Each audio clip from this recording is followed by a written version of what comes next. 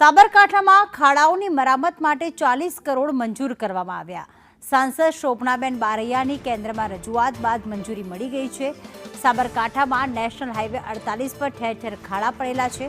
Service road પર ખાડા હોવાથી વાહન ચાલકોને હાલાકી પડી રહી છે, તો સર્વિસ રોડ પર પડેલા ખાડાઓને તાત્કાલિક પૂરવામાં આવશે। શામળાજીનો જે નેશનલ હાઈવે છે એના સર્વિસ રોડની પણ સરકાર પાસે આપણે માગણી કરી હતી અને જે વારંવાર તૂટી જવાનું જે બનતું હતું એના કારણે આપણે સહકારી જીન મોતીપુરા સર્વિસ રોડ આરસીસી બનાવવાનો છે।